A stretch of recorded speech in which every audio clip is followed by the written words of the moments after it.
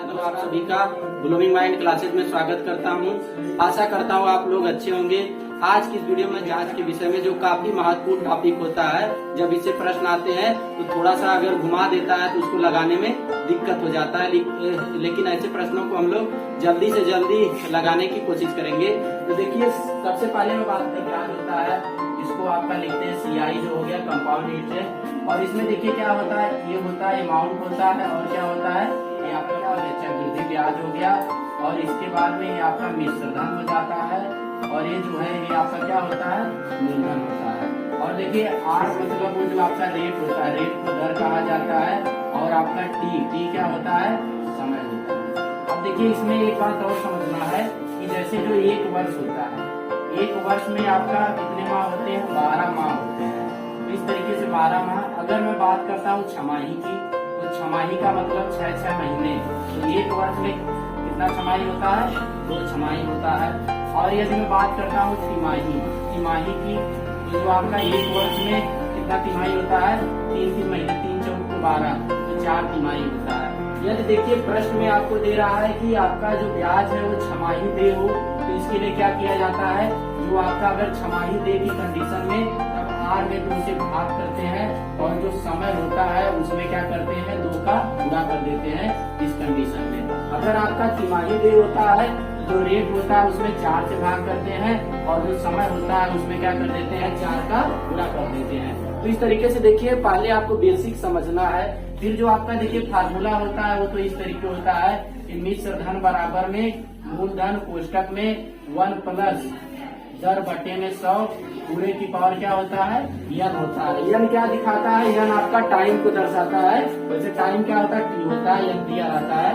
ये देखिए ये आपका अगर जैसे डायरेक्ट पूछता है वर्षों के हिसाब से, लेकिन यदि जैसे 3 वर्ष का दिया है, प्रत्येक वर्ष का अलग अलग दर है, तो उसके लिए आपका फार्मूला थोड़ा सा अलग हो जाता है। तो उसके लिए ये बराबर में होता है टी कोष्टक में 1 प्लस R1 बटे में 100 हो जाता है। फिर इसके बाद में क्या होता है R2 बटे में 100 हो जाता है।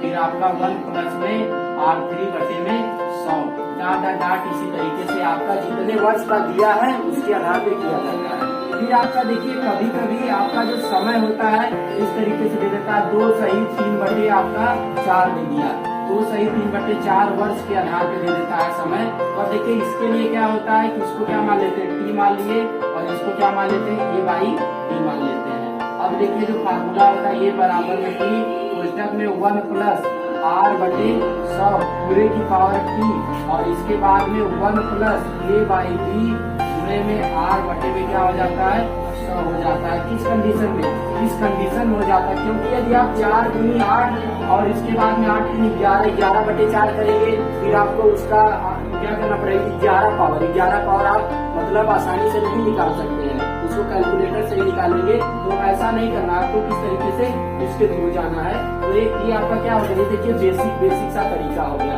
और देखिए जो दूसरा बेसिक तरीका होता है वो इस तरीके से होता है। मान लीजिए आपका दर दे दिया है 10% दे दिया है।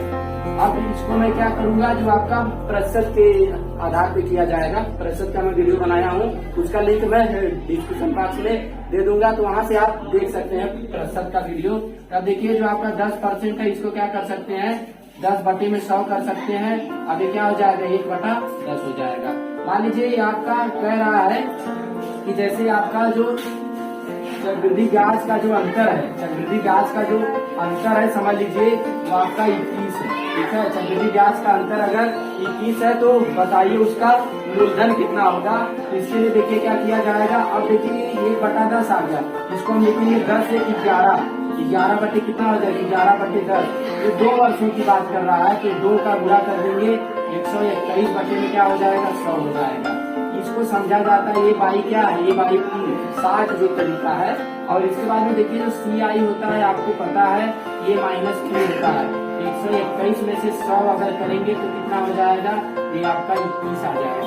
तो देखिए 21 बराबर में कितना है 21 रेशियो बराबर में 21 21 आ गया तो एक रेशियो बराबर में कितना आ जाएगी 21/21 बराबर में 1 आ जाएगा। और हमें किसका मान निकालना है, आपका मूलधन निकालना है। तो यहाँ से कर सकते हैं 100 रेशियो बराबर में 1/100 बराबर में कितना आ जाएगा, आपका 100 आ जाएगा। इस तरीके से आप 60 तरीके से इसको लगाना। कुछ फार्मूले हैं, पहला जो आपका हो जाएगा a बराबर T1 प्लस में R/100 पूरे की पावर n, जिसकी मैं चर्चा भी किया था। इसके बाद में आपको CI निकालना है, तो CI बराबर में क्या हो जाएगा, ये माइनस T हो जाता है, T हो गया। और मैं दूसरा भी फार्मूला बताया था। अब ये फार्मूला है कि कोई धन T वर्षों में कितना n गुना हो जाता है, इसका रेट निकालिए। तो R बराबर में होता है ये क्या Tवां मूल, और इसके बाद में n माइनस में 1 हो जाएगा, गुणे में क्या हो जाएगा, आपका 100 हो जाता है इस तरीके से। और इसके बाद में कह रहा है कि मिश्रधन A1 होता है, A2 होता है, और इसके बाद में आपका जो T1 वर्षों में, T1 और T2 वर्षों में तब रेट निकालना है। तो R परसेंटेज बराबर में आपका हो जाता है A2 बटे में A1। A2 बटे में A1 का मतलब जो सबसे बड़ा होता है उसको लिया जाता है। और इसके बाद में 1 बटा आपका कितना होता है, यहाँ पे T2 माइनस में क्या हो जाएगा, T2 माइनस में T1 कर लेंगे, माइनस में या ऐसे कर लेंगे, यहाँ पे 1 बटा, ठीक है।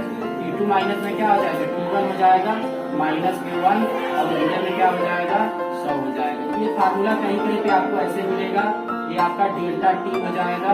A2 बटे में क्या है, A2 बटे में A1 माइनस में 1, और गुणे में क्या होगा, आपका 100 हो जाएगा।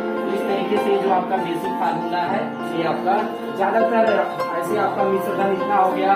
और इसके बाद में A1 हो रहा है T1 वर्षों में, T2 वर्षों में A2 हो जा रहा है, सब के लिए आपका है। और जैसे कि साधारण ब्याज वाले में बताया था, अगर आपका T1 वर्षों में A1 हो जाता है मिश्रधन, और T2 वर्षों में A2 हो जाता है, इसके लिए फार्मूला बताया था A2 माइनस A1 बटे में A1 T2 माइनस में A2 T1, गुणे में क्या बताया था, 100 बताया था। तो इस तरीके से आप देखिए जो फार्मूले होते हैं इसके थ्रू आप चक्रवृद्धि ब्याज हो या चाहे आपका साधारण ब्याज हो, उसके जितने भी प्रश्न है उसको जल्दी से आप सॉल्व कर सकते हैं। तो ये आपका ये कंडीशन हो गया। तो देखिए दूसरा कंडीशन होता है कि ज्यादातर जो परीक्षाओं में पूछा जाता है 2